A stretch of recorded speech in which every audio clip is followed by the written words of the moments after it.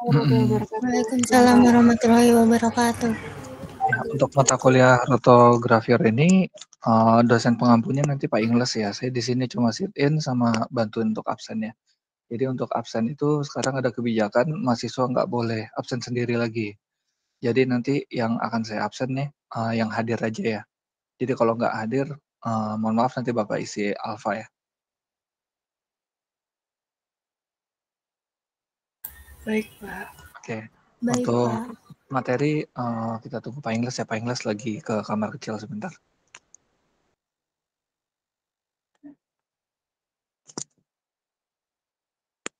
Nanti kalau bisa perkuliahan, on cam semua ya.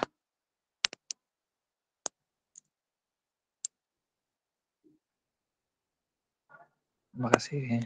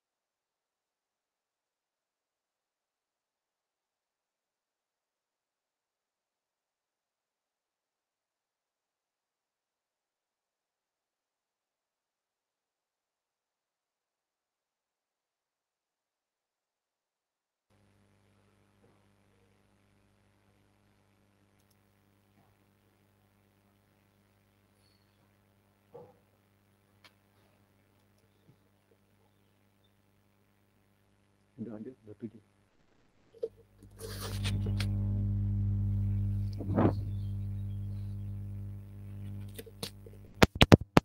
Tes.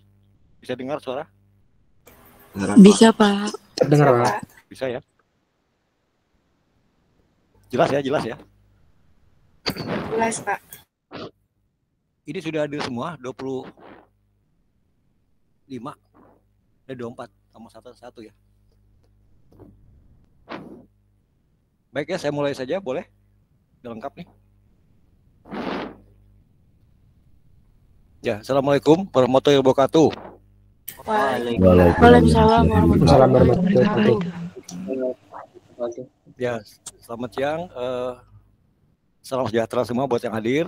Jadi hari ini sebetulnya tadi salah ketik saya ya, maksud saya offline tapi terketik online karena sambil nyetir. Jadi nggak apa-apa. Kali ini kita ketemu online dulu. Nanti minggu depan kita ketemuan di sini ya di kampus.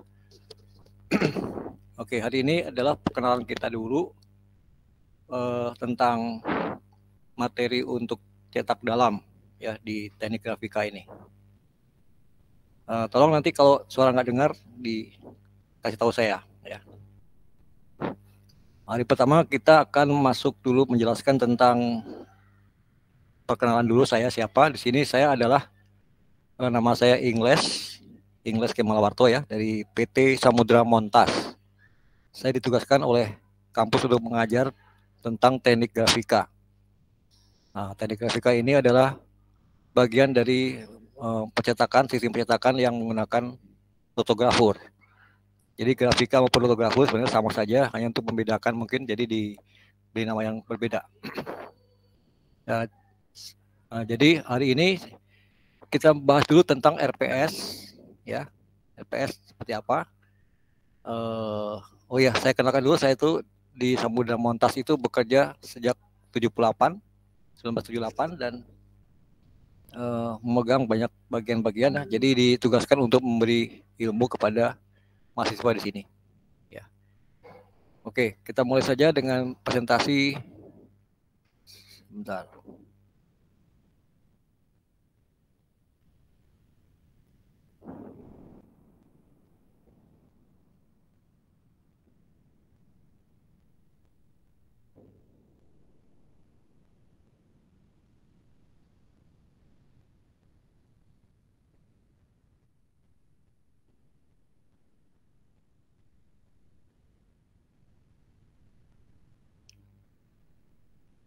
Bisa terlihat?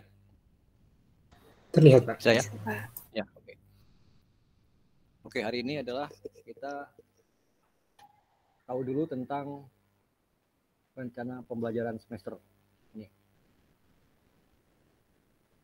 Rencana pembelajaran semester dari hari ini sampai sekitar bulan Juni ya. Nah, di sini yang membuat perumusan adalah saya, kemudian diperiksa oleh Bu Endang, disetujui oleh Bu Muriati dan ditetapkan oleh Ibu Wiwi ya, dikendalikan juga oleh Pak Cecep. Lalu di sini pintunya masuk gak? Rencana pembelajaran itu adalah mata kuliahnya lithografur 2. Kenapa dikasih nama 2? Mungkin dulu di sini ada 2 semester ya. Tapi karena 2 tahun terakhir ini atau setahun terakhir ini digabung jadi 1 ya, tinggal 1. Jadi ini dihapus saya nanti jadi angka 1 ya. Kodenya TCK 206 ya, kode dari kampus seperti itu. Bukan semesternya 2. Kita di semester 2 kita ajarkan ini dan dosen pengampu saya, dan kemudian deskripsi mata kuliah adalah seperti berikut ya. Yaitu mata kuliah lithografur dan teknik cetak dalam akan membekali mahasiswa dengan pengetahuan tentang industri kemasan lentur atau flexible packaging industry yang menggunakan mesin cetak printing jenis lithografur, bukan jenis yang lain, bukan flexo, bukan offset, bukan digital ya. Nah, kemudian serta mesin-mesin dan proses lanjutannya. Jadi kita tidak hanya berkutat di mesin printing lithograph saja, tetapi setelah dicetak kita harus belajar juga setelah dicetak kemana dan apa yang harus kita pelajari. Nah, disinilah nanti saya ajarkan dalam pertemuan berikutnya ya, pasca cetak serta purna cetak yang terakhir. Mesin-mesin yang digunakan oleh pengguna kemasan jenis fleksibel juga harus kita pelajari ya. Jadi hasil produksi kita itu nanti bagaimana digunakannya di lokasi customer seperti apa. Jadi kita harus kenal beberapa mesin-mesin yang digunakan oleh pelanggan ya, supaya hasil produksi kita tuh bisa dipakai semua tanpa reject gitu. Kemudian pengetahuan tentang material juga untuk industri akan saya jelaskan nanti di pertemuan berikutnya. Kemudian pengetahuan tentang alur jalannya proses dari awal proses sampai akhir. Dari awal proses sekali adalah dari pracetaknya atau bikin plate-nya sampai akhir bisa berbentuk roll atau berbentuk lembaran ya, tergantung pesanan customer.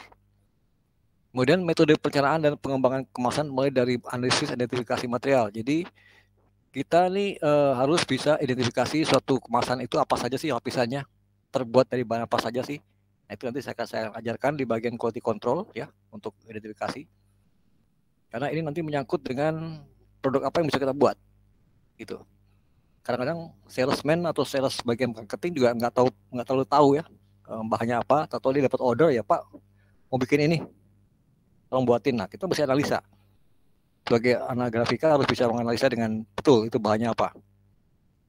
Ya, seperti itu. Kemudian sampai bisa dibuat materialnya apa, dibuatnya bagaimana, dan sampai di tangan customer sesuai dengan keinginan dan kebutuhan konsumen. Ya, itu harus kita pelajari semua. Ya. Lalu capaian pembelajaran program studi yang dibebankan pada mata kuliah adalah harus mampu merumuskan dan menganalisis permasalahan yang kompleks. Nah ini kompleks ya, kompleks itu artinya sophisticated ke bahasa Inggrisnya itu, sangat berkaitan ya. Jadi kadang-kadang penerapan teknologi cetak kemasan dengan metode dan pada industri itu kadang-kadang berbenturan atau kadang-kadang juga ada bisa saling menguatkan gitu. Ya. Kemudian capaian pembelajaran mata kuliah adalah menguasai konsep teoritis matematis, sains dan perancangan rekayasa. Jadi kalau ada mau dibuat hal baru atau improve rekayasa silahkan nanti bisa dipelajari ya. Diperlukan untuk analisa perancangan apa kita kemasannya cocok suatu produk gitu ya. Misalnya untuk kemasan madu nggak cocok pakai kemasan untuk Indomie gitu. Contoh aja ya. Jadi harus sesuai dengan apa yang kita kemas. Kemasan camper tidak cocok dengan kemasan biskuit gitu. Ya, harus cocok. Kemudian menguasai pengetahuan mengenai teknologi mencetak secara mendalam. Nah, ini penting karena jangan sampai cetakan kita jadi di-reject oleh customer dengan banyak masalah ya. Beda warna, beda ukuran, beda ketebalan, segala macamnya. Itu tidak boleh sampai terjadi. Kemudian menguasai pengetahuan penjadwalan. Nah, ini harus tahu penjadwal harus sesuai dengan estimate time arrival di customer. Supaya barang kita terkirim dengan tepat waktu, tepat jumlah, dan tepat kualitas gitu. Ya, untuk meningkatkan produktivitas kerja. Nah, itulah kalian nanti belajar tentang bagaimana men-schedule yang benar. Dari segi waktu dan bahan-bahan supaya efisien. Jangan sampai men-schedule sesuatu ternyata bahannya kurasnya bolak-balik 3 kali 4 kali, wah itu kan memboroskan ya. Lalu menguasai teori dan prinsip dalam pengujian pengontrolan kualitas untuk kemasan berdasarkan standar mutu teknis yang berlaku ya. Menguasai pengetahuan prosedural SOP ya, SIP, SPK. Jadi dalam satu perusahaan yang sudah bonafide itu sudah ada sistem prosedur yang baku, yaitu kita kalau di kami menggunakan standar ISO ya 1901 2015 itu sudah diatur semua bahwa harus ada prosedur yang jelas ya setiap aktivitas di pabrik. Kegiatan lab juga harus jelas, bertanggung jawab dan dikerjakan oleh orang-orang yang kompeten ya. Serta pelaksanaan keselamatan kerja harus dijalankan, jangan sampai terhirup gas racun atau kebakaran atau ketimpa benda tajam atau apa ya. Jadi kita mesti pelajari semua itu. Dan menguasai pengetahuan tentang material kemasan juga penting ya. Cocok dengan mesin yang digunakan ya. Material tersebut jangan sembarangan pakai ya. Jadi nggak bisa kita menggunakan kemasan di luar kemampuan mesin tersebut. Nanti hasilnya akan jelek. Ya, menguasai konsep teori dan teknik pendekatan yang digunakan dalam suatu proses pemilihan alternatif. Nah, bagaimana kalau kita mengganti misalnya aluminium foil karena mahal diganti dengan metalis yang lebih murah, dampaknya apa? Itu harus dipelajari bersama ya. Mampu menerapkan pengetahuan matematika sains untuk menyelesaikan masalah. Ya, jadi kita mesti ilmiah di sini dalam memberikan solusi. mampu melakukan pengembangan kebijakan dan prosedur tempat kerja untuk keberlanjutan, ya. Jadi ini harus dikembangkan oleh kita dan kita bisa menjabarkan dengan baik kebijakan dari perusahaan, mampu meluruskan dan menganalisis permasalahan yang kompleks pada proses penerapan teknologi cetak, ya, dan mampu mengelola sistem produksi untuk mengembangkan alternatif pemecahan masalah, solusi-solusi bagaimana, ya, gitu. Ya, ini semua harus dikuasai. Nanti ini materi ini akan saya kirim ke WA grup kalian, ya. Nanti akan disampaikan dan dibaca. Nah, khusus untuk pertemuan-pertemuan, ya, yang mestinya ada offline ini, mahasiswa mampu menjelaskan dan material karakteristik teknologi fotografi. Jadi nanti akan diuji mencapai enggak, kalian mampu enggak menjelaskan tentang material, menjelaskan alur proses pracetak sampai ke fotografi sinder, mampu enggak menjelaskan konsep tentang warna, bagaimana membuat warna, bagaimana membandingkan warna satu dengan warna yang lain gitu ya, supaya nggak dikomplain. Nah, maksudnya diharap mampu juga untuk menjelaskan proses cetak fotografi dan cetak dalam, dan mampu menjelaskan mesin-mesin yang digunakan, ya, terus ngerti komponen mesin apa saja di dalam situ harus dikuasai dan ngerti itu untuk apa fungsinya. Nanti akan saya sampaikan. Kemudian mahasiswa mampu menjelaskan proses pasca cetak atau pernah cetak dengan prinsip dasar laminasi 1 dan 2. Ini ada 2 macam laminasi. Nanti di pertemuan keberapa akan saya sampaikan, ya. Lalu mahasiswa juga mampu menjelaskan sistem corona treatment ini untuk agar plastik itu dapat dilekatkan tinta dengan baik, jadi tinta tidak copot atau luntur, ya.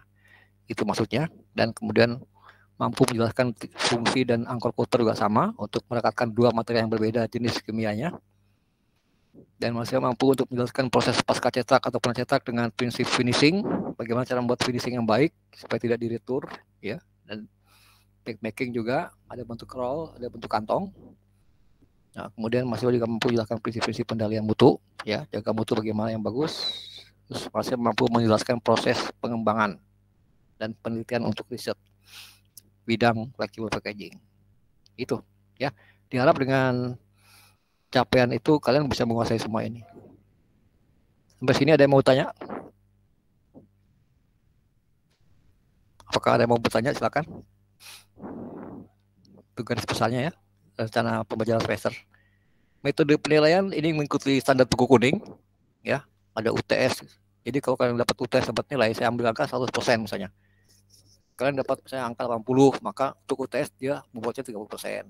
Ya, sama seperti yang lalu-lalu. UAS juga, tugas juga, gitu. Ini sesuai standar buku kuning dari kampus. Lalu daftar referensinya adalah dari macam-macam buku, ya. Ada grafur proses teknologi ini untuk cetak grafur dan pracetaknya. Kemudian untuk laminasi untuk menggunakan karangan WC Herbert sama-sama 3 ini dari Amerika juga ini. Kemudian untuk quality control kita gunakan dari Amerika, ya, Mr. Syah Susu tahun 2004. Dan untuk yang bahasa Indonesia ada yang pelatihan kemasan fleksibel tahun 2007 penerbitan dari Departemen Industri, ya, Perindustrian kecil dan menengah. Ya, silakan dicari di Google, ada, ya, untuk baca-baca. Itu dia, ini daftar referensi yang saya gunakan. Dan tambahan lain adalah referensi dari mesin-mesin fotografer yang digunakan. Ya, mesin laminasi, mana buku manual booknya, mesin printing manual booknya, mana shooting manual booknya, semua juga harus dibaca. Karena untuk mengetahui jalannya atau pengoperasian mesin, kalian harus baca dulu bukunya, karena di kampus tidak ada mesinnya. Ya, di kampus tidak ada mesin, jadi untuk praktek agak sulit. Saya akan gambarkan melalui video. Dan yang berminat mungkin tinggal di sekitar Bekasi, Cikarang, jika ingin melihat-lihat langsung ke pabrik, silahkan janjian dengan saya, ya, 4 orang gitu atau 5 untuk melihat. Jangan sekaligus sekelas, nanti penuh ruangannya. Tinggal kontak aja jam berapa mau datang, nanti saya tunjukkan pada saat mesin sedang berproduksi, ya. Jadi bisa melihat jalannya proses dengan baik. Atau ada juga yang mungkin mau datang tapi mesinnya sedang diem, boleh, tapi hanya saya bisa tunjukin di mesin untuk apa, ini bagian apa gitu. Tapi kan sayang, ya. Enaknya kalau sedang jalan bisa langsung ada hasilnya gitu. Ya, itu bisa diatur, nanti cari waktu yang tepat. Oke, ada pertanyaan?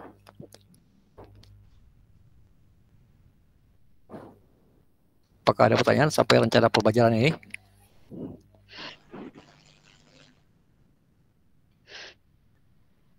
Oke, kalau tidak ada bertanya, artinya ada dua kemungkinan, sudah sangat jelas atau sudah sangat tidak jelas. Sehingga bingung mau nanya apa gitu kan. Tinggal dua pilihan. Ya.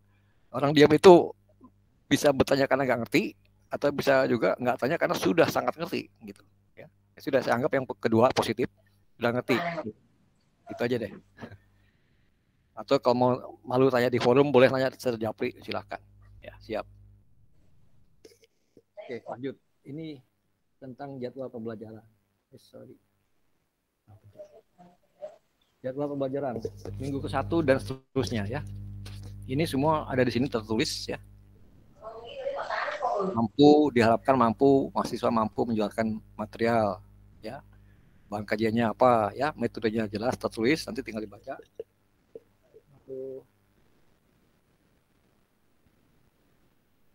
Pengalaman belajarnya mengenal jenis material, karakteristik. Nah, kalau tatap muka atau offline, saya bisa bawa materialnya ke sini biar kalian merasakan dengan tangan. Oh, ini ternyata ini biji plastik kayak gini, nylon kayak gini rasanya di tangan ya. Kemudian polyester, polyetilen, resin, ionomer segala macam, termasuk tinta, tangan belepotan, lem, pada lengket. Jadi ngerasain gitu, bendanya seperti itu. Gak apa, jadi kapan-kapan kita ketemu nanti saya bawa contoh-contohnya gitu. Nah, kemudian nanti ada betul-betul kita praktek ya, jadi praktek di kampus secara miniatur gitu. Kemudian kedua, mahasiswa dia harap mampu menjelaskan proses pracetak. Nah, ini pembuatan plate-nya bagaimana ya, nanti saya jelaskan di pertemuan kedua untuk 3. Kemudian keempat ya, ini 3 atau 4, mampu menjelaskan konsep tentang warna. Nah, ini tadi ya, warna, bagaimana caranya mencari warna, mendapatkan warna yang diminta customer sesuai atau tidak dengan menggunakan peralatan-peralatan sederhana. Ya, nanti kalau perlu kalian dites satu persatu, tapi kalau sempat ya di pabrik misalnya. Ya tes coba si A, si B, si C berapa kecepatan untuk mendapatkan warna tersebut, berapa bahan yang terbuang sehingga warna tersebut dapat, dan ketiga berapa delta E, jarak antara warna yang diminta dengan warna yang dihasilkan. Nah, itu tiga faktor itu nanti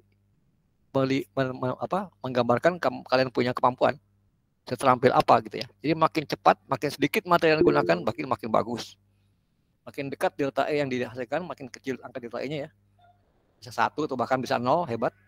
Berarti makin canggih kalian dalam mencari itunya. Mencari warna gitu ya. Nah, kemudian pertemuan kelima, mahasiswa mampu menjelaskan proses cetak, prinsip dasar cetak dalam fotografurnya, mesin-mesinnya, bagian-bagiannya semua ini. Kemudian ke-78 pertemuan ini adalah mahasiswa mampu menjelaskan proses paskanya. Setelah printing akan diapain itu barang ya. Dilaminasi, apa langsung dipotong ya, nanti kita pelajari di sana. Kemudian berikut mesin-mesinnya apa ya. Kemudian mahasiswa mampu ke-9 ini corona treatment. Nah, ini penting untuk apakah plastik dapat melekat yang baik dengan plastik yang lain dengan jenis yang berbeda. Karena kalau jenis yang berbeda biasanya susah dilekatkan gitu ya. Kemudian 9 mampu menjelaskan tentang fungsi angkor coater, ini juga sama ya, untuk tapi dengan sistem yang berbeda. Perekat untuk bahan laminasi yang sudah cair dilekatkan ke tempat yang dingin gitu. Kemudian ke-10 menjelaskan proses pasca cetak, purna cetaknya ya. Untuk back, roll, dan finishing segala macam ini ya. 11 masih mampu menjelaskan prinsip-prinsip pengendalian mutu. Nah, jadi QC yang baik bagaimana, harus bisa standar yang diterima customer seperti apa. Ya, itu harus bisa dikuasai ilmu-ilmu itu. Bagaimana cara kontrolnya? Menggunakan metode sampling apa? Misalnya 104E military standar 104E atau bagaimana ya, yang bisa mewakili keseluruhan produk. Nanti akan saya ajarkan. Nah, kemudian 12-13 masih mampu menghitung laju transmisi. Nah, ini penting. Kalau suatu saat kalian bekerja di bagian QC atau riset, nanti datang customer, saya mau makanan saya ini awet selama sekian bulan. Nah, yang cocok apa kemasannya? Nah, nanti akan diajarkan bagaimana cara menghitung laju uap air dan oksigen yang masuk ke kemasan. Karena uap air dan oksigen itu akan cepat membusukkan makanan yang dalam kemasan itu, ya. Kalau contohnya roti kan paling hanya 3-4 hari atau seminggu ya. Nah, supaya roti itu awet, kemasannya mesti berapa? Tuh, atau mungkin nggak perlu lama-lama, cukup kasih yang pendek aja. Nah, itu semua harus disurvei dulu ya, di riset dulu. Harus kerjasama dengan klien ya, pabrik makanan gitu. Biasanya ada standarnya tuh, untuk kopi berapa, untuk kue berapa, biskuit berapa ya, permen berapa gitu. Berapa hari, berapa bulan, per tahun, agar-agar misalnya setahun tuh. Ya, tepung agar. Dan ke-16 terakhir masih mampu menjelaskan proses pengembangan dan penelitiannya tadi ya, untuk hasil packaging. Oke, itu jadi daftar rencana belajarnya seperti itu, 16 pertemuan. Kemudian tugas-tugas yang harus diselesaikan mahasiswa adalah ada mandiri, ada kelompok. Jadi nanti saya bentuk dua kelompok tugas, ada yang harus dilakukan masing-masing, dan ada yang boleh di grup, bikin kelompok. Jadi kalian sendirilah yang membuat grup. Bikin satu geng gitu ya, 5 kelompok yang sehati gitu. Nah, buatlah, laksanakan tugas-tugas yang saya berikan itu secara bersama-sama, ya, saling membantu, dan nanti coba dipresentasikan di kelas hasil kerja kelompoknya gitu ya, nanti baru saya nilai. Oke, sampai di sini selesai. Apa ada yang mau ditanya tentang jadwal ini? Ini belum saya selipkan jika ada libur ya, libur rasional, Idul Fitri atau apa. Saya mau taruh di mana, nanti saya tambahkan di sini. Ada yang mau tanya? Silakan.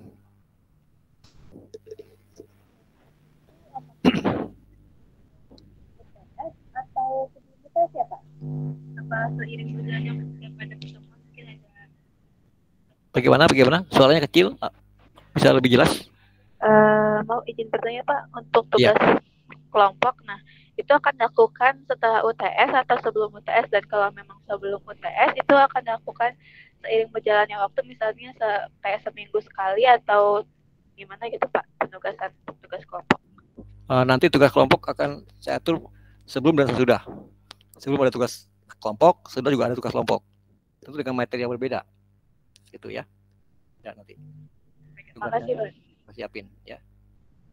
Nanti saya kasih. Ada, jadi setiap sebelum UTS dan setelah UTS ada satu tugas kelompok atau 2 tugas kelompok gitu.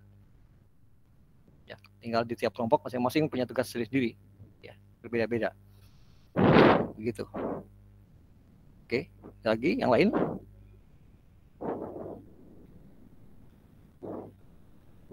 Oke, kalau tidak ada, saya akan lanjut dengan tadi RPS, sekarang masalah kontrak. Ya, kontrak kembali. Sistem di Politeknik itu ada sistem penjaminan mutu internal, itu atau diberi kontrak perkuliahan. Nah, ini kontrak antara saya sebagai pengajar dengan kampus, ya, seperti itu. Contohnya di sini adalah rotografur atau cetak dalam, ya, sama aja ya. Ini untuk TCK 2A, contohnya jam 11 sampai jam 14, contohnya begitu ya. Nanti ini setelah rapi, karena di sini ada kontrak, di sini ada tanggal-tanggal yang harus kita masukkan kapan kita libur, gitu ya. Kapan kita mengganti kekosongan itu dengan hari lain. Nah, nanti saya akan jelaskan. Ini isinya kontraknya sama dengan tadi ya, dengan LPS. Ada beberapa yang diganti aja. Pada umumnya sama isinya, ya. Deskripsinya, manfaat kuliahnya apa. Ya, baca ya, sebesarin ya. Sama saja isinya, hanya diganti kalimatnya saja. Kompetensi dasarnya apa di sini jelas, mengenal serta mendasar material untuk cetak dalam, ya, semua. Pengenal mutu, mesin-mesin dan segala macam. Organisasi materi, pengelolaan organisasi materi ada semester 2 adalah cetak dalam secara umum, bagaimana aplikasi kemasan di lokasi customer, ya, pengguna kemasan, pengenalan buku manual, buku-bukunya harus dibaca, ya, dan itu bagian daripada tugas juga, ya. Tugasnya adalah mengenal isi buku, gitu ya, baik isi buku referensi maupun isi buku dari mesin. Itu salah satu contoh nanti sebagai tugas kelompok untuk sama-sama belajar. Kemudian ini strategi perkuliahan seperti ini, ya, disampaikan dengan menggunakan ceramah, presentasi seperti sekarang, ya, pakai slide atau online, offline, ya, terserah. Kemudian berurutan mulai dari pengenalan apa itu cetak sampai ke finishing. Dan nanti ada juga menghitung biaya produksi, harga jual, plus troubleshooting. Jika kita lagi kerja ada masalah, bagaimana mengatasinya? Bagaimana mencari akar masalah penyebabnya? Bagaimana menanggulanginya supaya tidak terulang di masa depan, gitu ya. Jadi jangan sampai kita terulang lagi kesalahannya. Itu strategi perkuliahannya. Kemudian strategi pemahaman cara diskusi, supaya kan setiap awal pertemuan akan berikan kesempatan kepada pendidik untuk bertanya jawab tentang hal-hal yang belum kurang dipahami. Jadi contoh sekarang kita bikin pertemuan, nanti mungkin di minggu depan pas kalian kita ketemu, kalian bertanya kepada saya apa yang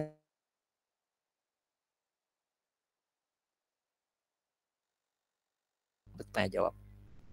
Nah, mudah-mudahan minggu depan kita bisa ketemuan ya di sini di kampus. Oke, terus ini juga bahas lagi pemahaman cara evaluasi dengan melakukan tes evaluasi pemahaman materi secara bertahap tentang materi perkuliahan pertemuan sebelumnya yang telah disampaikan. Jadi ada pengulangan lagi pertanyaan dari saya kepada kalian gitu ya. Coba jelaskan tentang ini, jelaskan tentang itu. Nanti saya akan bertanya secara ngacak. Nah ini buku-bukunya. Nah ini lebih lengkap ya, ditulis di sini dari yang tadi ada ya. Kemudian ditambah di sini ada instruksi manual book dari mesin lithographer tipe ini. Karena yang kalau kalian nanti lihat fisiknya, mesinnya, ya begini bukunya gitu. Mesinnya seperti itu. Ya, ini juga mesin extruder juga ada. Ya. Semua ada ini. Ini adalah mesin-mesin yang umum digunakan di industri ini. Ya, mewakili yang lain tentu beda merek, beda apalah gitu ya. Beda apa? Spesifikasi. Tapi yang jelas umumnya poin dasar seperti yang direferensikan ini. Ya, materinya. Jadi kalian cukuplah dibekali dengan ini. Kemudian terakhir adalah ASTM atau standar khusus untuk packaging. Packaging ini ada. Jadi metode mengukur kualitas itu harus punya standarnya. Nomor berapa? D847 atau nomor D berapa gitu ya.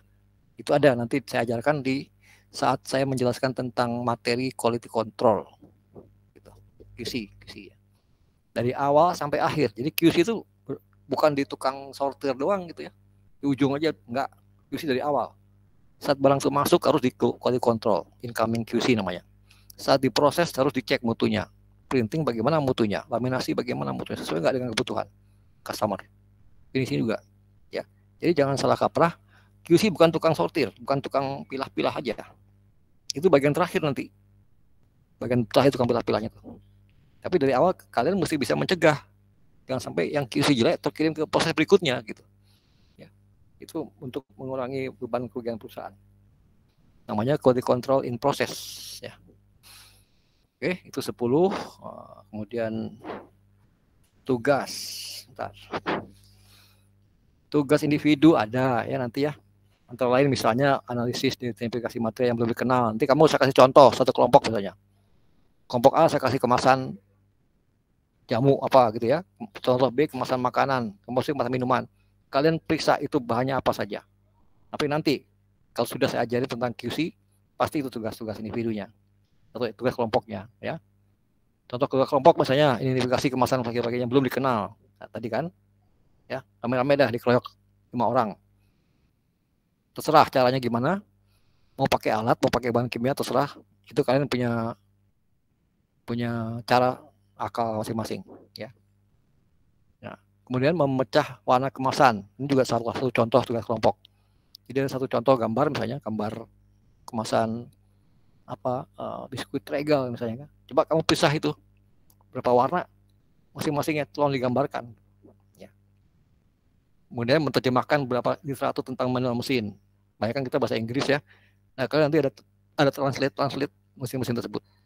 Bagaimana coba diterjemahkan, nanti biasanya kalau menerjemahkan pasti akan sedikit banyak akan jadi paham bagaimana cara mengoperasikan dan menjalankan mesin tersebut.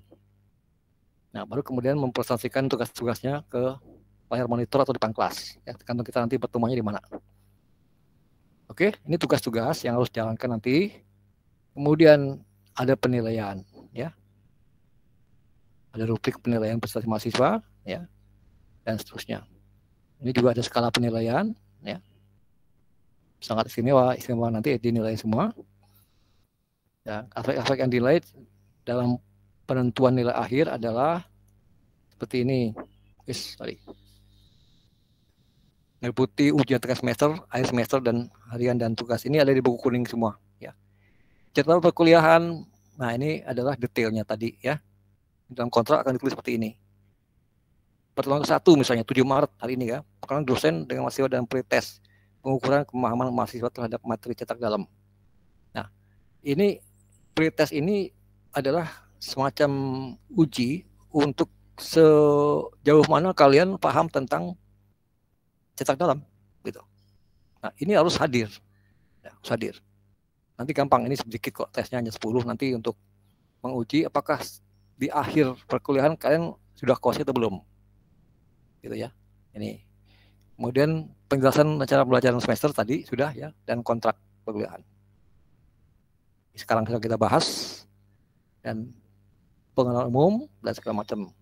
Oke. Nah, inilah yang dimaksud dengan apa tadi?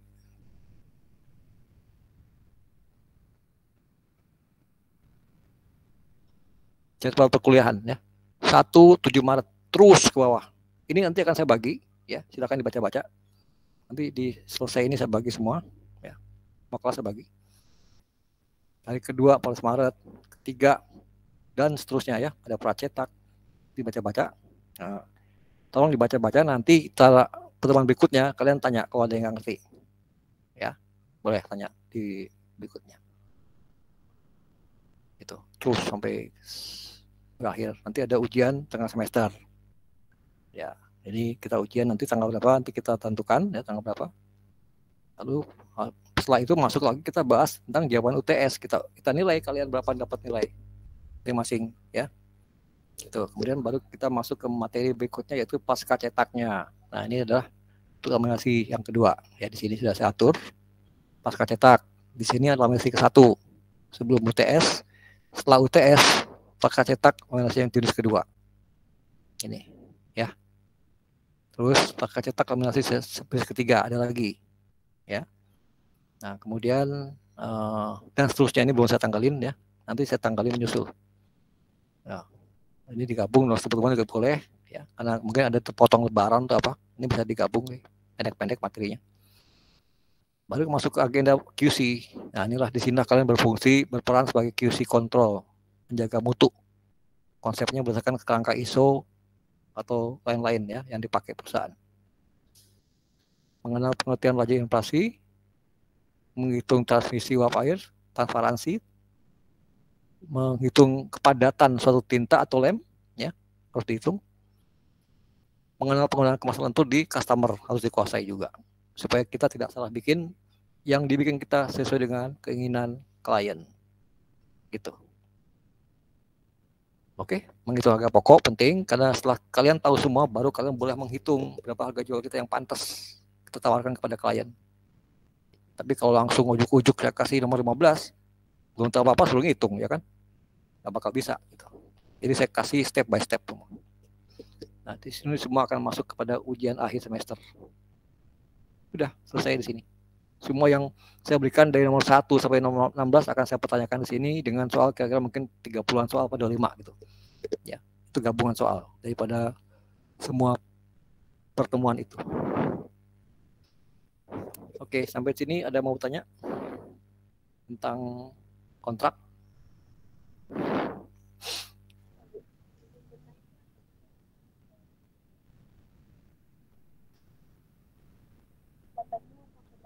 Silakan kalau mau tanyakan yang lain biar ikut tahu gitu. Bertanya untuk mengenai toleransi keterlambatan, Pak. Kalau misalnya toleransi keterlambatan?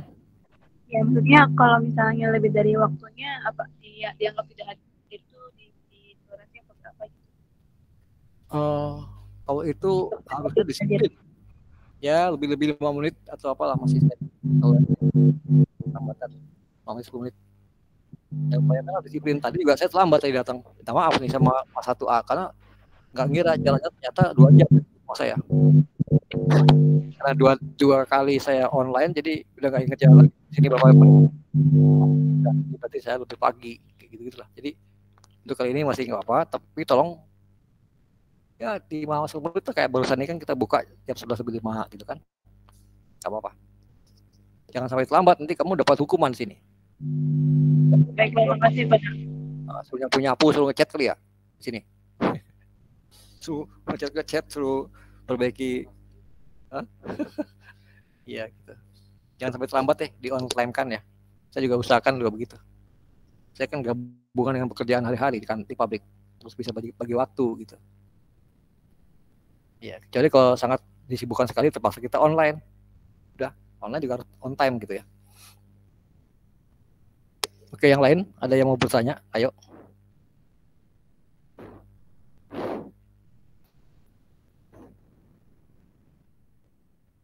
Baik, kalau tidak ada, saya akan masuk ke sesi ketiga adalah tentang pengantar awal ya, pengantar awal ini. Pengenalan umum fotografer. Kalau sudah tidak bertanya.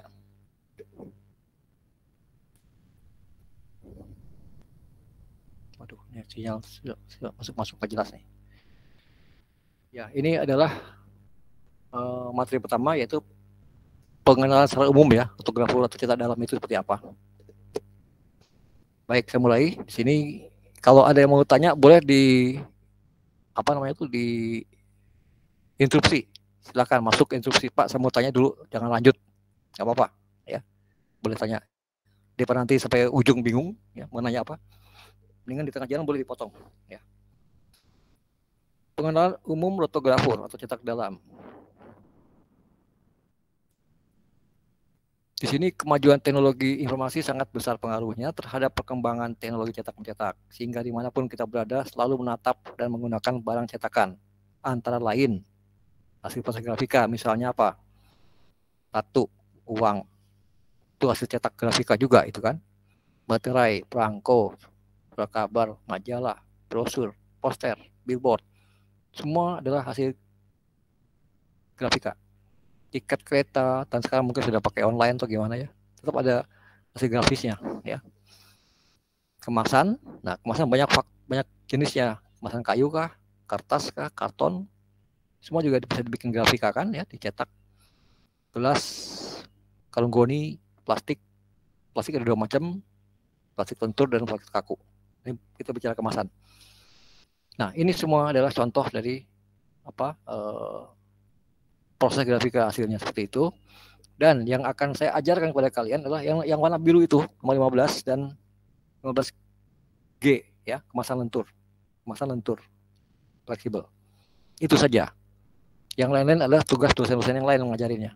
Jadi kita bagi-bagi tugas, saya dikhususkan di sini gitu ya. Bagaimana membuat kemasan lentur atau flexible packaging yang baik ya. Oke. Di dalamnya ada cetak dalam. Gambaran umum fungsi dan jenis barang cetakan yang demikian banyak bervariasi menuntut industriawan grafika melengkapi peralatan yang memadai dari kualitas dan kuantitasnya serta kesiapan sumber daya manusia. Nah ini sumber daya manusianya ya kalian semua ini ya, sebagai pembuat grafis ini, sebagai penentu keberhasilan proses produksi. Kondisi demikian memberikan peluang yang sangat besar bagi insan grafika yang berminat untuk berkiprah. Jadi kalau kalian punya minat ke bidang ini ya silakan belajar di sini gitu ya, untuk mengisi lowongan dan tawaran bidang ini. Sesuai dengan tujuan pendidikan di Politeknik, jurusan Teknik Grafika, ya, TGP mempersiapkan struktur program kurikulum yang telah mengacu pada kebutuhan industri. Kita belajar harus ada gunanya, yaitu di industri yang bertebaran di tanah air ini, supaya kalian bisa bekerja di situ dan menghasilkan sesuatu yang baik untuk masyarakat. Ya. Perusahaan-perusahaan industri grafika seperti penyalur material. Jadi pabrik material itu juga bagian dari grafika itu, bahan baku. Ya. Karena dia juga mesti tahu bahan baku yang dibuat itu sesuai dengan kebutuhan mesin kita. Gitu. Penyalur alat mesin sebagai akibat dari perkembangan teknologi grafika karena tidak seluruh sarana tersedia di kampus. Nah ini tadi saya bilang, untuk praktek agak susah kita di sini karena mesinnya besar-besar ya, harus itu kalau yang kebagian magang mungkin bisa praktek di tempat kami ya. Di tempat perusahaan lain yang sejenis juga ada. Ya. Kita tergabung dalam asosiasi Roto Kemas, jadi tinggal pilih mana yang bisa menerima, mana yang tidak bisa menerima. Karena ya, jujur aja, terus terang perusahaan-perusahaan itu ada yang tertutup, ada yang open ya. Karena mereka mungkin punya kebijakan yang tidak seragam ya. Kalau di kami open ya, untuk belajar silakan, belajar apa saja, datang pun boleh, cuma harus diatur ya, orangnya jangan terlalu banyak, datang bergantian gitu. Tapi pabrik lain belum tentu seterbuka di kami di Montas gitu ya. Mungkin karena takut rahasianya kebongkar ya, takut ditiru oleh pesaingnya, jadi kadang-kadang mereka juga tertutup. Kita hanya boleh belajar di satu sektor tertentu saja. Nah, itu yang agak sulit memang untuk membuka pengetahuan dari industri itu. Ya. Jadi semua, dan ketiga tergantung kedekatan kita dengan owner biasanya. Kalau ownernya kita cukup kenal baik, biasanya kita udah lu belajar aja deh. Apa yang mau belajar silakan datang gitu. Ada juga yang pelit sama ilmu. Ya itu tadi mungkin supaya tidak terbocor rahasia-rahasia formulasinya. Seperti itu. Karena untuk dapat formulasi itu kan perlu biaya dan waktu yang gak sedikit ya. Eksperimen, buang bahan banyak, waktu tenaga manusia juga, pikiran gitu ya. Nah, sekarang rotografur yang akan kita dalamin itu ya. Itu kita di sini berposisi di poin kedua ya. Ada cetak tinggi, cetak ke dalam, cetak data, offset dan cetak saring, sablon, stat digital. Kita di yang kedua kita bergeraknya. Ini hanya untuk pembanding saja. Bedanya apa sih gitu ya. Di sini cetak tinggi itu seperti ini. Kenapa dikatakan tinggi? Karena di sini plat cetaknya lebih tinggi daripada alasnya ini ya, lebih tinggi. Kok ini dikatakan dalam karena plat cetaknya mencekung ya, menjadi cekungan ini. Sehingga pada saat diberi tinta dan cetaknya menjadi terbaca di kemasan seperti ini. Cetak datar, ini offset ya, yang seperti ada di kampus ini mesinnya. Cetak saring, sablon dan digital juga mungkin di kampus ada. Ya. Ini yang ada sekarang seperti ini. Nah ini, bentar. Ya, agak ngehang. Nah ini contoh gambar dari perbedaan cetak offset dengan cetak saring. Ini untuk membedakan saja, untuk memudahkan pemahaman. Ya. Cetak offset prinsip umumnya seperti ini ya. Tinta dari atas kemudian turun melalui banyak roll, ada roll pembasah, ada roll pengantar segala macam sampai ke bawah, kena ke plate. Nah dari plate itulah baru dicetakin kepada material ya sini. Nah kalau ini adalah cetak saring yang atau dikatakan kita sablon ya. Sablon sangat sederhana sekali, kalau ini bisa bergerak nggak ya? Nah, jadi di sini ada gambar, nanti kita disapu, nah muncullah gambar seperti ini. Ini prinsip aja ya. Oh ini kan offset, di sini juga bisa dilihat. Dia berputar, membawa tinta dari atas, ini. Ya, turun sampai ke sini, baru tercetakkan di suatu substrate-nya atau materialnya. Itulah perbedaan antara offset dengan cetak saring. Kemudian berikutnya adalah antara flexografur dengan rotografur. Yang kiri adalah jenis flexo. Ini tinta dilumurkan di sini, kemudian disentuhkan kepada plate-nya yang ada gambar-gambar desain, baru dipindahkan ke kertas ini yang sedang lewat di atas, ditekan ya. Ini, nah, ini berputar, jadi kertasnya akan tercetak seperti ini. Kalau rotografur seperti yang di kanan, tinta ditarik dari bawah oleh silinder prepressnya penuh ya, kemudian di sini disapu oleh Dr. Blade. Jadi yang tertinggal adalah tinta yang di dalam lubang-lubang raster ini, sumur raster ya, yang kalian pernah belajar di teknik grafika pasti udah tahu ini. Baru dicetakin ke material seperti itu. Ya, ini perbedaannya. Jadi untuk memperjelas seperti itulah saya gambarkan di presentasi ini. Ya. Sangat sederhana kan? Hanya roll, ada kertas, ada tinta, puter, selesai. Kelihatannya begitu kalau dianimasikan, ya. Prinsipnya memang seperti itu. Lalu bagaimana gambar umum perbedaan rotografur? Nah, ini rotografur ya, yang ini ada dua sistem lagi, terbagi dua. Ya, karena kita dalamin di rotografur cetak dalam, maka kita bagi dua. Nih, yang kanan kita bagi dua lagi. Ada yang tanpa furnish roll dan ada yang dengan furnish roll. Apa perbedaannya? Nanti saya jelaskan ya. Ini contoh gambaran yang rotografur yang menggunakan sistem tanpa furnish roll. Dikatakan tanpa, kenapa? Plat cetaknya langsung kerendam di tinta. Kerendam ya. Lalu ini berputar, kecepatan tinggi, tinta akan terbawa ke atas, tetapi tertahan oleh blade di sini. Jadi yang naik adalah sesuai dengan raster yang ada. Gitu ya. Naik gitu ya. Oke. Ini tanpa furnish roll, berarti ini langsung kecemplung di tinta. Kemudian yang kedua, ini yang dengan furnish roll. Nah, ini perhatikan dia tidak kecemplung, dia langsung digantung dan yang masuk ke tinta adalah yang roll karet ini, furnish roll. roll karet ini akan membawa tinta ke atas, kemudian di sini akan ditekan ke blade. Nah, kemudian masih dibersihkan lagi oleh Dr. Blade, maka tinta sudah bersih akan tercetak di situ. Gitu. Ada yang tanya?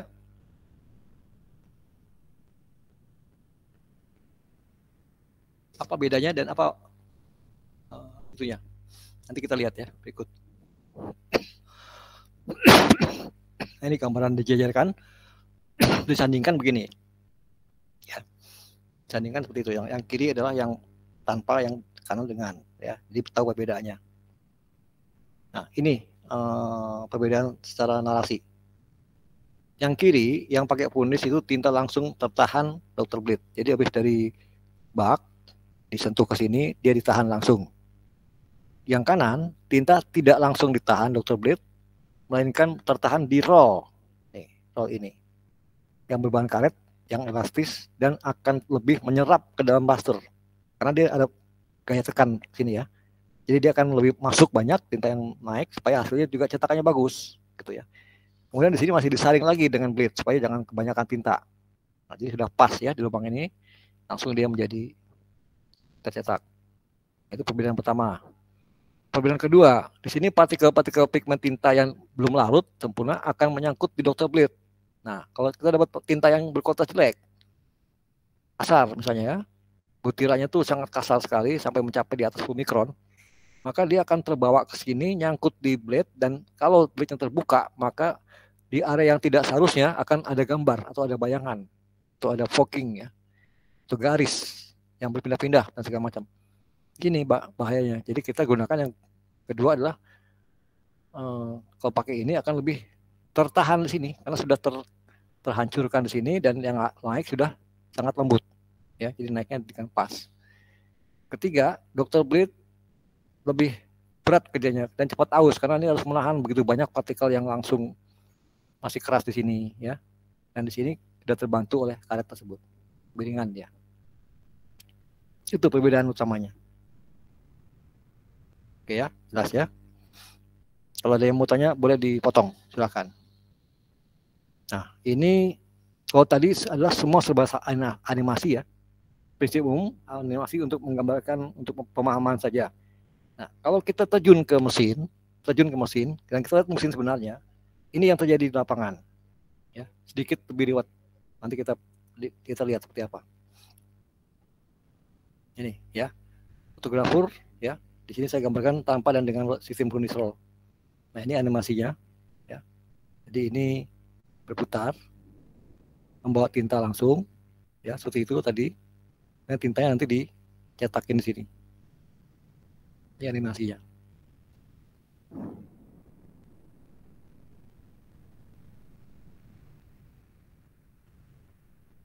Ini sebenarnya dalam realitas nggak sepelan ini, kenceng. Bisa kecepatan 100 meter per menit. Ya. 100 meter per menit, coba kamu hitung. Kalau film ini 100 meter per menit, nah ini aslinya nih. Mesin asli. Ya, banyak sekali peralatan-peralatan yang harus kita perhatikan di sini. Ini di sini sebagai contoh. Nah, ini ya. Ini langsung. Jadi masuk mesin itu langsung, tidak menggunakan furnace roll. Langsung dicemplungkan, dan ini diputar ke atas. Jadi mesin ini penuh dengan perlengkapan macam-macam. Ini yang sebelah kiri, untuk menyetel posisi putaran ini, apakah geser kanan, geser kiri. Ya. Ini ada roll press yang harus tertentu, harus bersih. Ini ada sensor untuk register control mark, ya, supaya dapat posisi gambar tepat pada posisi yang diminta. Ini ada bak tinta untuk penampungan peluapan tinta, dan ini untuk penyedot ke dalam sini, pompa. Gitu. Ya, ini sangat complicated, ya, sangat ribet tuh. Kalau aslinya begini mesin tuh. Ini yang berputar-putar ini bukan furnace roll, tapi ini mixer. Jadi dia supaya terjadi perataan tinta ke kanan ke kiri supaya seimbang gitu ya. Mixer. Nah, kemudian setelah tinta masuk ke pengering supaya jangan basah diterima untuk warna yang berikutnya gitu. Nah, ini warna berikutnya merah misalnya atau warna pink ya. Sama ya. Ada mixer juga di sini. Ada bak tinta di sini. pompa di situ nyedot. Ya. Mana kedua sebagai contoh sini. Oke, kemudian sama juga harus dikeningkan. Ada suhunya berapa derajat sini. Ya. Setelah itu baru dinginkan. Nah, sekarang kita masuk ke area rotografur dengan sistem furnace. Nah, ini gambar yang tadi ya, gambarannya ada furnace. Jadi dia dulu yang kecemplung masuk tinta ini. Dan tinta dibawa putar, ikutin putaran ke ini. Nah, ini dia, ya. Ini furnace roll-nya. Dia membawa tinta ke sini. Lihat. Setiap tinta yang bergerak dengan mesin ini ada busa. Nah, di sini busanya akan tertahan supaya busa tersebut jangan sampai nempel di sini jadi gambarnya nggak baik. Ya. Nah, ini juga warna biru sebagai contoh. Atau ungu. Ini furnace roll-nya sedang bekerja. Jadi yang terendam hanya ini. Silindernya tidak terendam, hanya tersentuh oleh furnace roll yang penuh dengan tinta ini. Yang gunanya untuk menghancurkan tadi. Oke, nah itu ya. Jadi gambaran sebuah mesin rotografur ya begitu ya. Gambaran realnya. Ada pengering, ada pendingin, ada mixer. Ya. Tidak sesederhana gambar animasi gitu. Nah, sekarang kita masuk kembali ke cetak dalam lagi ya. Nah, ini adalah plat cetak. Contoh yang animasi lagi yang menggambarkan proses pembuatannya itu ini menggunakan bahan kimia. Ya. Ini bahan kimia yaitu dengan etsa atau hasil engrave ya. Bisa dua cara ya. Bisa diukir warna dan tulisan dengan menggunakan bahan kimia atau di engrave diukir menggunakan benda keras. Ya, atas dan bawah. Ya. Oke, nih. Bagaimana metode cetak dalam kita lihat sekilas ya. Ini fotografur. Nah, kalau kalian ke pabrik, mesin itu akan gambarnya seperti ini. Ya, ada bagian mesin ini namanya apa? Semua komplit. Ini. Jalur masuknya dari sini, terus naik ke roll ini berputar-putar, masuk ke roll 1, warna kedua, warna ketiga, keempat, kelima, ke-8, mungkin ke-10 ya. Terus kembali lagi ke sini. Nah, ini yang harus kalian nanti perhatikan dengan serius pada saat belajar tentang mesin rotografur. Ya, harus tahu bagian-bagian mesin. Ini apa? Kalau digambar, kalau di foto juga seperti apa? Fotonya kalian mesti bisa menyamakan ya. Nanti di ujian akan saya tanya. Coba ada 5 foto, tunjukkan yang dinamakan dengan EPC unit. Nah, nanti di kanan ada foto 1 2 3 4 5 A B C D. Pilih mana yang disebut dengan EPC unit. Gitu. Cara bertanya saya begitu ya. Nanti dengan batasan waktu tertentu kalian contreng. Kok yang B, Pak? Nah, kalau betul nanti dapat nilai. Kalau salah ya kosong gitu ya. Gitu. Coba tunjukin yang disebut dengan kompensator roll. Kalau ini kan di gambar teknik. Kalau di foto seperti apa? Gitu. Ya inilah cara-cara saya untuk menyambungkan atau menyatukan antara gambar teknik dengan fisik barang di lapangan. Ya. Karena kita punya keterbatasan, nggak punya mesin ya terpaksa dengan gambar video dan mungkin kunjungan beberapa orang ke pabrik kalau mau atau kunjungan industri ramai-ramai boleh sekali ya pada saat itu untuk menyatukan antara teori dengan praktek gitu. Itu tujuannya ya. Jadi ini harus hafal ya, harus hafal dan harus tahu. Nanti juga di ujian akan saya tanyakan ini gambar-gambar ini. Nah, inilah gambar foto mesin aslinya seperti ini ya, besar ya. Ini gambar teknik, ini gambar mesinnya. Mirip kan? Ada warna 1, 2, 3, 4 dan seterusnya. Ini panjang sekitar 30-28 meter ya, dari ujung ke ujung. Besar. Kalau saya kan kecil, ini kan panjang nih. Nah, tentu sebelum cetak kita bicara tentang pracetak dulu atau plate ya. Pracetak sebelum cetak kita bicara plate. Nah, ini kita bicara sekarang tahapan pracetak ya, sebelum masuk rotografur.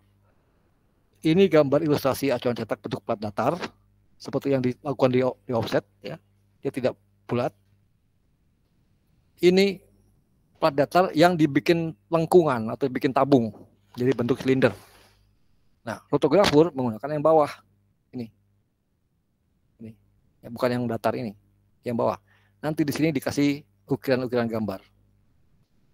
Nah, ini ya sudah jadi contoh ya. Ini yang masih polos. Dan ini yang sudah terukir dengan gambar. Contoh di sini adalah tutup dari botol aqua. Ini. Jadi dia ada 1, 2, 3, 4, 6 warna. Jadi tabungnya harus ada 6. Ini kemasan Indomie mungkin karena ada warna hijau. Ini agar-agar, ini biskuit, ini es krim, macam-macam. Ya. Nah, ini adalah peran cetak ya, membuat tabung plate. Bagaimana proses lengkap pembuatan acuan cetak? Nanti saya akan jelaskan di pertemuan keempat kira-kira ya, atau kelima. Bagaimana cara bikin ini? Ya. Nah, kalau ini adalah sama untuk membuat ini juga, tetapi dengan cara yang berbeda. Di sini menggunakan kimia asam nitrat ya. Jadi kita gambar di suatu lembar plastik tulisan atau gambar tertentu. Kemudian nanti itu di area gambar dan tulisan itu dibasahi dengan asam nitrat kuat ya. Jadi lembar plastik itu nanti ditempelkan di tabung sini ya. Kemudian dibasahi dengan asam nitrat, maka bagian-bagian yang berlubang warna, berlubang tulisan itu akan mencetak di sini. Disebut dengan etsa ya, etching. Hasil dari reaksi kimia antara tembaga dengan asam nitrat tadi. Ya, sehingga menghasilkan gambar dan tulisan seperti yang diminta. Disebut dengan sistem etsa ya, etching ya. Menggunakan teknik cetak menggunakan media sebagai acuan cetak adalah lempengan berbahan tembaga ditekuk menjadi silinder, kemudian diberi larutan asam nitrat kuat. Nah, yang lain adalah di-engrave atau diukir. Baru diketemukan pada tahun 1430. Itu pakai jarum yang sangat keras, sangat tajam. Ya, jarum intan namanya. Untuk mengukir warna, teks-teks gitu ya, pakai ini. Nah, kemudian jadilah satu benda. Nah, apa yang kita ukir? Ya besi-besi begini. Ya. Besi bekas tiang listrik, bekas pipa air yang diameternya beda-beda, kita cari yang sesuai dengan kebutuhan kemasan. Ya. Kalau mau besi bekas, mau murah pakai ini. Kalau mau sedikit mahal beli dari pabrik besi boleh, ya tergantung kesepakatan harga, ya gitu. Nah, ini kemudian besi tersebut dihaluskan, dibersihkan, dibubut, dibikin diameternya kelilingnya sama dengan ukuran kemasan tersebut, berapa panjang dari sini ke sini, gitu ya. 2 kali atau 3 kali ditentukan oleh operatornya ini. Nah, ini adalah besi tadi yang tidak hanya sekedar besi saja, tapi dia ada 3 lapis di situ. Yang paling dalam ini ya, ini besi awal. Besi awal itu betul-betul masih pure iron ya, masih besi logam, besi mentah ya. Kemudian nanti dilapisi dengan nikel. Ini tipis. Baru setelah dilapisi dengan nikel diberi lapisan tembaga. Setelah diberi lapisan tembaga baru diukir dengan gambar, tulisan, desain. Dan kalau mau lebih kuat lagi supaya tahan terhadap gesekan Dr. Blade, maka diberi lapisan krom. Gitu prosedurnya. Nanti saya jelaskan di pertemuan khusus tentang ini, ya. Nah, kemudian selain daripada komposisi lapisan tadi harus juga dikuasai oleh mahasiswa adalah ukuran-ukuran yang dimaksud. Apa itu up, apa itu pitch. Ini pitch.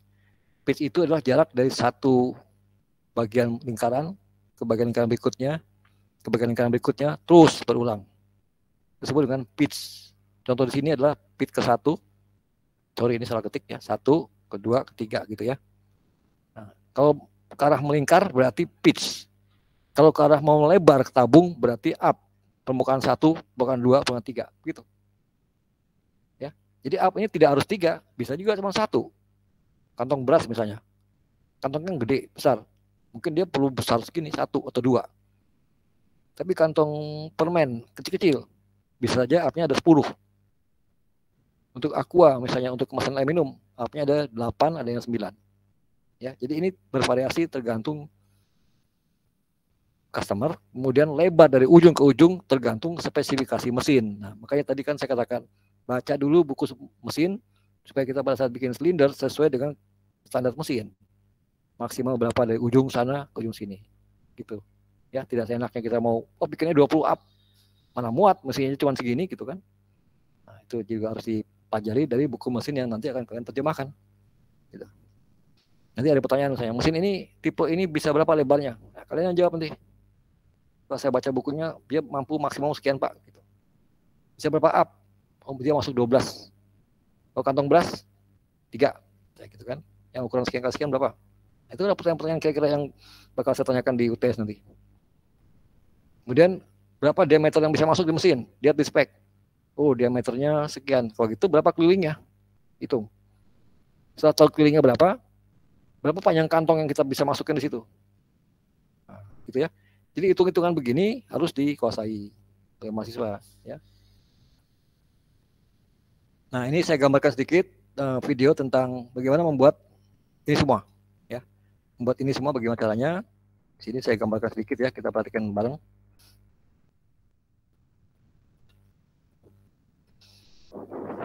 Nah, ini animasi proses pembuatan rotografur silindernya ya. Jadi pracetaknya.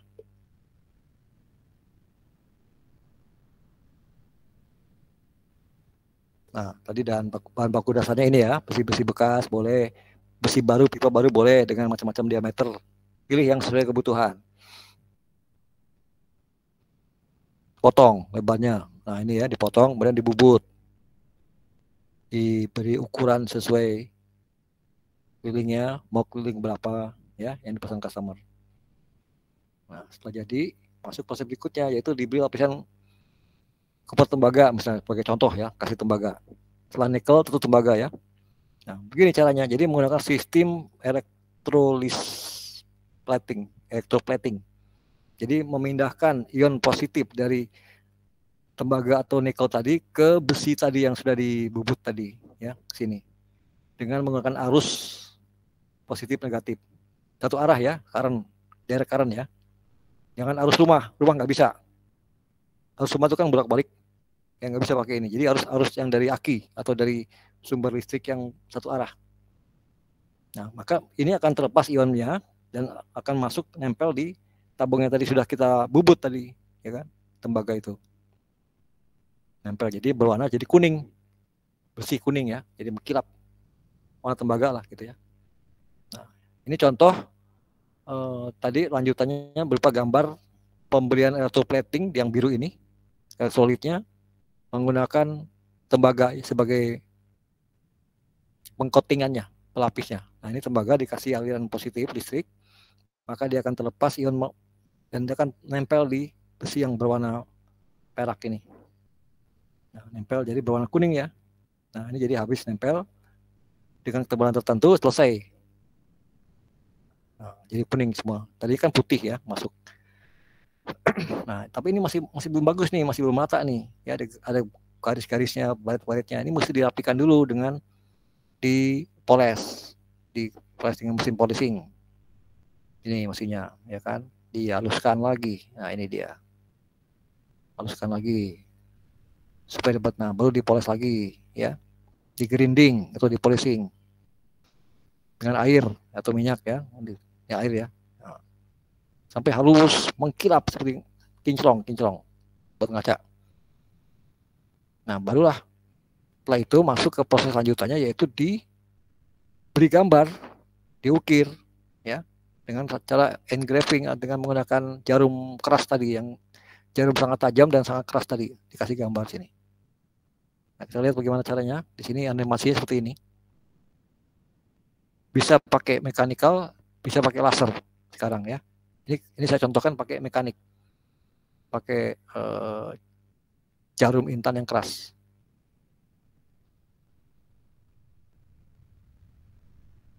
Ini jarum intan, masuk dia, diketuk sini di area ini.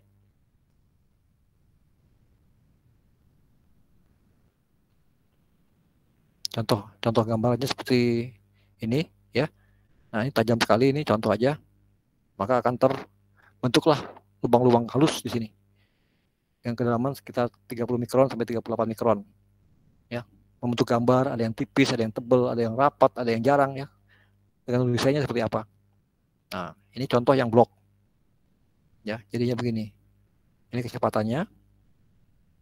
Nah, ini yang sudah dikasih berapa ukuran gambar, misalnya lingkaran, ya, bagian-bagian harus transparan, gitu, semua sudah jadi. Nah, sampai di sini sudah bisa nih digunakan untuk proses cetak, tapi umurnya nggak lama. Kalau mau lama harus beli lapisan lagi, yaitu krom yang lebih keras.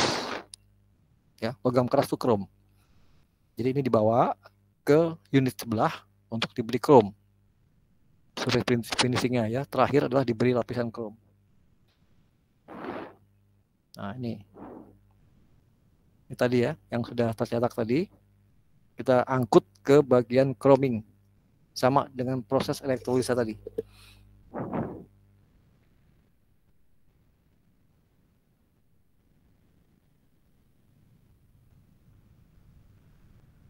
Ya, diangkut pakai forklift, pakai crane, campungin di larutan asam juga, tapi logam yang menempelnya bukan tembaga tapi krom, ya, krom dioksida ya, CrO3. Nah, terlihat sini kromnya di bawah. Nah, kemudian nanti dia akan melumuri ini dengan warna perak, ya, warnanya lebih keras nih. Jadi logam kuning ini lebih lunak daripada ini. Tuh, udah rapi ya, keras. Nah, selesai sudah. Nah, ini fotografer yang mencetak dengan logam seperti ini bisa sampai 2 juta, 3 juta meter lari non-stop. Ya, tidak akan berkurang. Kalau yang tadi mungkin 50 meter saja udah habis. Ya, 50 meter sudah habis ya, mesti ganti baru lagi gitu cetaknya.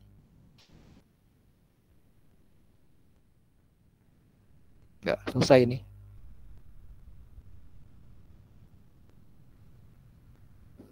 Oke, ada yang mau tanya?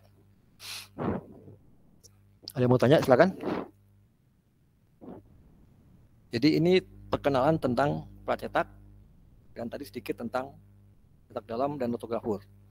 Nah, hasil keduanya ini setelah selesai kemana? Apa selesai terus dikirim ke customer? Belum. Harus diproses lebih lanjut. Nah, apa itu lebih lanjutnya? Saya jelaskan di sini dan ini pun harus kalian pelajari nanti di pertemuan-pertemuan berikutnya setelah cetak dalam, yaitu pasca. Ini dia, pasca pencetak. Seperti apa sih kalau di flexible packaging itu? Nah, pasca cetaknya itu seperti ini, ya. Ini awalnya adalah kita bekerja di kotak yang biru ini, industri packaging. Di sini ada rotografur yang harus didukung oleh material plastik, biji plastiknya harus ada, aluminium foil juga harus ada, ya. Tinta harus ada, solvent pelarut juga ada, ya. Disinilah kita bekerja, ya. Di dalam kotak biru ini kita lihat dalamnya seperti apa. Nah, di sana ada rotographer printing. Ini. Kita tadi baru mengulas ini loh. Ternyata dia memerlukan bahan material, dia memerlukan tinta, ya kan? Adhesif juga perlu, tapi untuk di sini. Nah, kemudian nanti kalian setelah kuasai ilmu ini, lanjut kalian adalah inspeksi mesin atau mesin pemeriksa dan laminasi. Ini 1 delaminasi, 2 ekstrusi laminasi. Jadi dari sini bisa ke sini langsung kepotong finishing, atau ke sini langsung dipotong, tergantung mau ke kanan atau mau ke kiri, ke bawah gitu. Ya, ini pilihan nanti. Nanti saya akan jelaskan satu persatu. Ini bagaimana prosesnya, ini bagaimana prosesnya gitu ya. Nah, kemudian bertemu di slitting.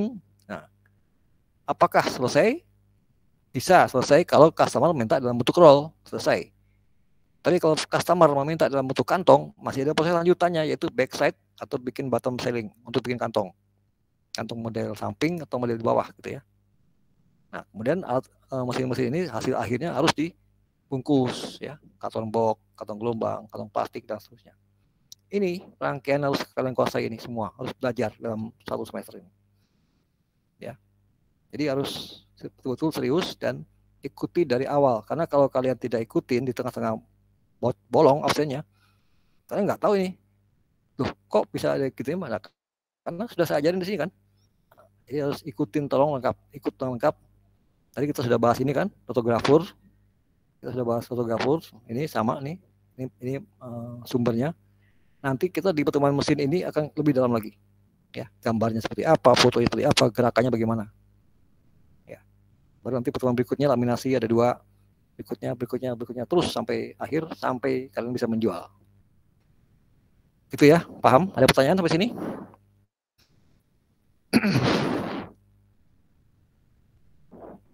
Tidak ada. Lanjut. Nggak dengar? Dengar kan? Terdengar, Pak. Dengar ya? Oke, kita lanjut ya. Di sini baru kita tanya pada diri kita, manfaat apa sih kita belajar mata kuliah kita dalam ortografer itu? Apa sih gunanya kita belajar berhari-hari selama 6 bulan ini? Nah, ini manfaatnya ya. Di industri kemasan lentur, umumnya mahasiswa lulusan politeknik dapat menduduki posisi sebagai seorang profesor. Biasanya begitu di perusahaan. Kalau sudah mahir ya, kalian bagus nilainya dari saya bagus. Ya, seperti itu. Kenapa? Kamu udah dibekalin dengan ilmu. Jadi langsung bisa jadi atasan di sana. Jadi kalau ada anak buah yang menjawab ngaco, kamu bisa tahu, ini bohong nih orang nih, gitu ya. Tapi kalau kamu ujuk-ujuk masuk, belum pernah belajar atau jadi kepala, kan bingung. Dibilang gini iya aja, dibilang gitu iya aja, nurut ya kan. Ternyata dia yang nggak benar gitu. Jadi diharapkan sih udah tahu semua ya. Walaupun mungkin belum lengkap, tapi bisa ditambah lagi secara seiring dengan berjalan waktu ya. Kemudian profesor ini mesti bekerja berdasarkan garis-garis yang sudah ditentukan oleh sales produksi dalam surat perintah kerja ya, gitu. Lalu supervisor dituntut memiliki kemampuan dasar. Misalnya yang lain ya, contohnya adalah leadership. Jadi harus bisa memimpin atau menggerakkan orang tanpa orang yang dipimpin itu merasa dipaksa ya. Jadi harus bisa mempunyai ilmu memimpin orang. Itu tambahan ilmu ya, bisa dipelajari. Hubungan baik dengan sesama atasan bawahan dan sesama manajer atau sama supervisor juga harus dibina ya, dijaga horizontal. Moral dan integritas yang baik sebagai panutan bawahan. Jadi tolong Anda jadi contoh buat bawahan Anda. Jadi tolong harus bersikap bagus ya, baik. Dan pengetahuan teknis yang proses yang materi yang cukup memadai ya, ini yang sekarang saya ajarin gitu ya. 1 semester itulah yang saya ajarin sebagai pengetahuan teknis proses supaya tidak kelihatan apa ya, kelihatan masih sama sekali nggak tahu gitu ya. Jadi kamu sudah punya ilmu lebih tinggi dari mereka harusnya ya, pengetahuannya. Oke. Kemudian posisi jabatan supervisor adalah menjembatani antara kepentingan middle manager, jadi antara manajer dengan pelaksana, biasanya begitu. Ya, jadi manajer kadang-kadang nggak langsung terjun ke mesin, tapi di antaranya ada bisa perantara, bisa kepala shift atau apa gitu ya. Itu supervisor, karena supervisor lebih banyak nanti menjembatani antara lintas proses, dia lebih tahu itu. Ya, dari printing, laminasi bagaimana, laminasi ke finishing bagaimana, itu sudah tahu karena sudah saya beri pelajaran di kampus ini. Lalu ini keterangan saja, apa itu middle manager?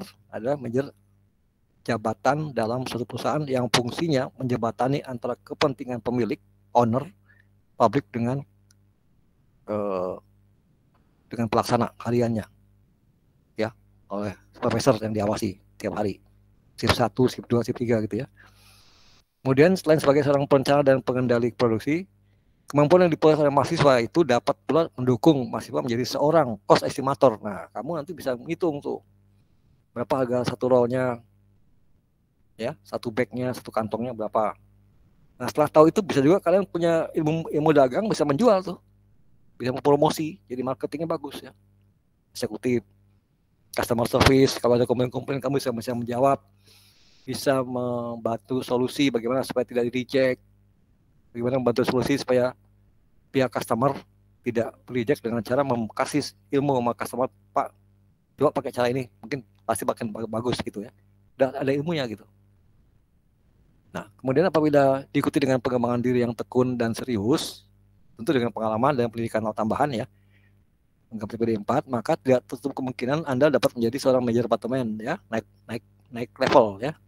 Atau mungkin dapat lebih tinggi lagi, misalnya menjadi seorang pengusaha kalau punya modal ya. Dia udah ngerti semua prosesnya, jadi nggak bakal liku-likunya tuh sudah tahu semua gitu. Susah senangnya udah tahu semua. Oke, sampai sini ada yang mau tanya? Ya.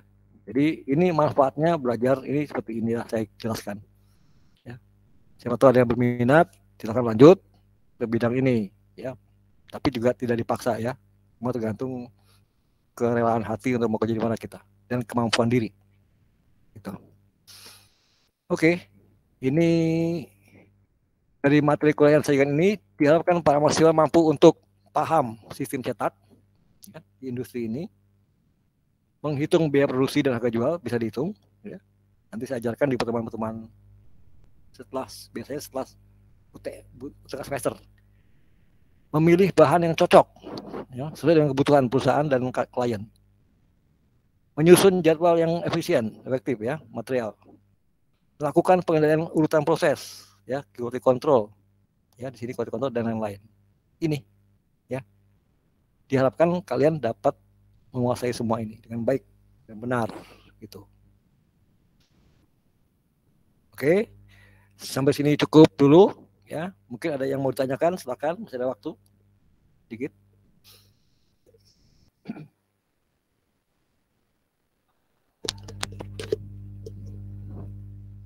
Bagaimana? Ada yang mau tanyakan? Atau sudah sangat jelas sehingga tidak perlu tanya? Mantap itu. Ya. Mantap itu berarti. Yang namanya ilmu juga cepat tangkap, yang ajar juga bagus kan, sama-sama enak. Gimana? Ada yang bertanya? Silakan Mas Fandri. Ya, silakan. Mana nih? Sekarang aja ya. Siapa? Mau tanya? Reza dari Ya, silakan. yang Jan pitch sama up itu tuh jumlah pitch sama up itu apa sih namanya berbanding lurus itu kalau misalnya pitch-nya 3 berarti up-nya juga 3 atau bakal ada perbedaan nggak Pak nantinya?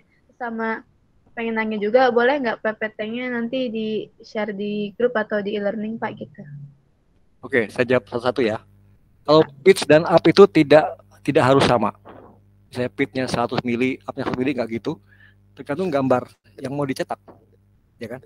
Jadi kalau misalnya contohnya di Indomie saya gampang ya, Indomie tiap hari kita makan kan. Itu kan kalau kita bentang, kita buka kemasannya itu kan antara panjang dan lebar tidak sama ya. Lebarnya 280, tingginya 175 kalau nggak salah, 170. Nah itu pada saat dibikinkan tabung lingkarannya, pasti akan jumlah pitnya dan jumlah up-nya tidak akan sama. Gitu.